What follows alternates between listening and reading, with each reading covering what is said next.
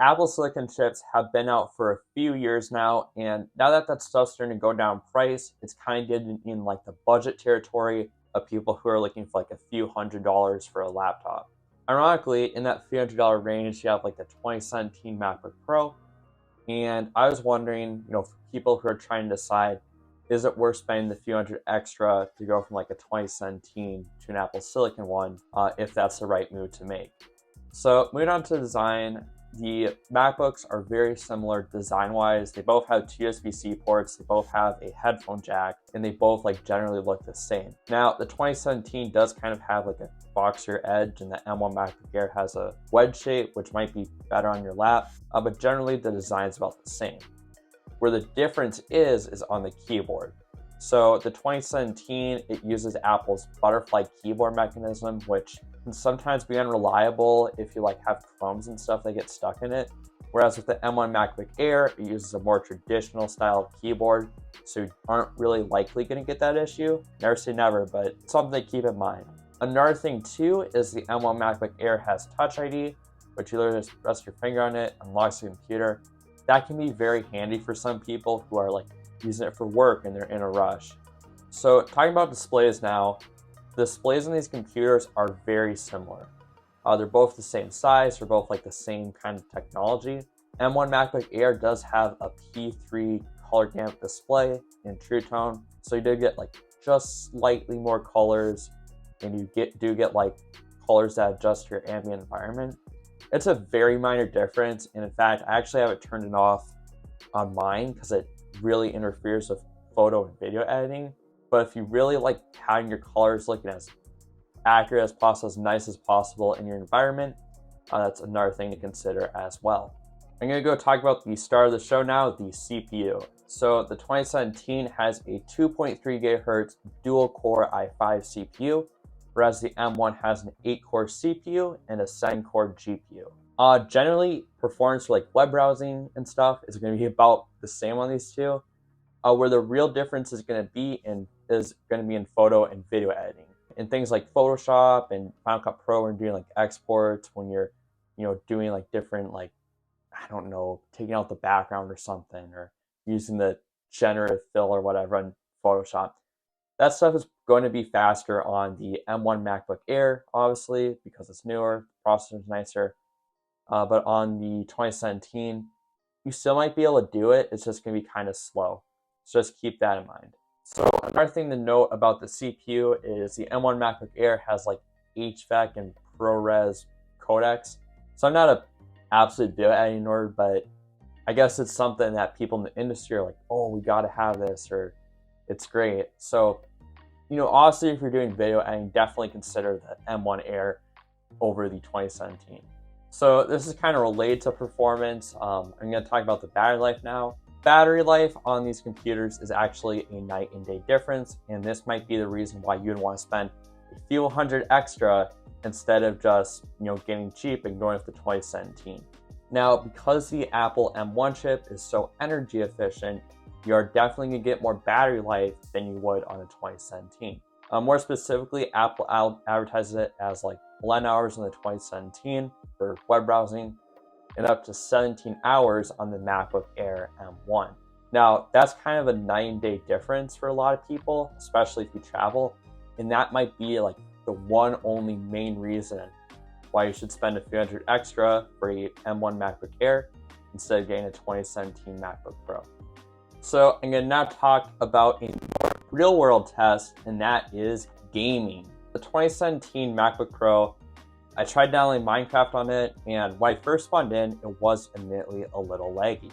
But after about a minute, the frame rate did start to pick up, and I was getting anywhere between like 30 to 60 frames per second. Now, I'd still get like a little lag spike every once in a while. So I went to the settings, I changed the render distance down to 7 and the simulation distance down to 9.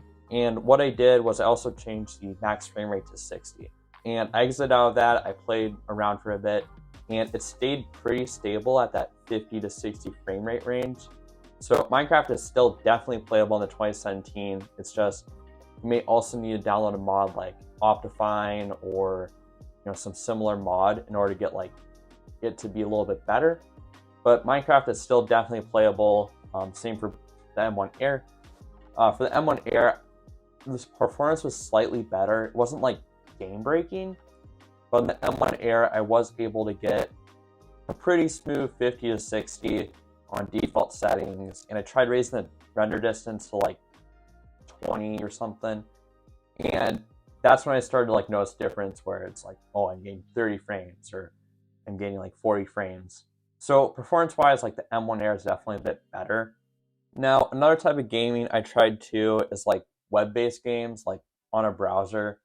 And I keep doing these tests in Safari. I should probably be doing them in Chrome. But anyways, I tried playing Krunker and I tried playing Slither.io on both these devices. And performance-wise, they're exactly the same. So I think it really depends on what browser you're using and your internet connection before you notice like a difference with games like that. Now, another pretty big difference to note, and probably another thing to consider too, is software support. So the 2017 can only go up to macOS Ventura, whereas the M1 currently gets the latest and greatest updates, and probably will get the latest and greatest updates for another 2 to 3 years. Another thing I want to mention too is typically when Apple stops getting the latest and greatest updates, most developers will still make apps that are compatible with that version for another 2 years or so. And the 2017, it's like Ventura's like almost a year old now, so you're probably going to download apps pretty much just fine on it now, like as I'm making this. But in a year from now, you're going to start noticing apps not be supported. So if you rely on apps off the Mac App Store specifically, like iMovie, Final Cut Pro, I don't see those things being supported a year from now.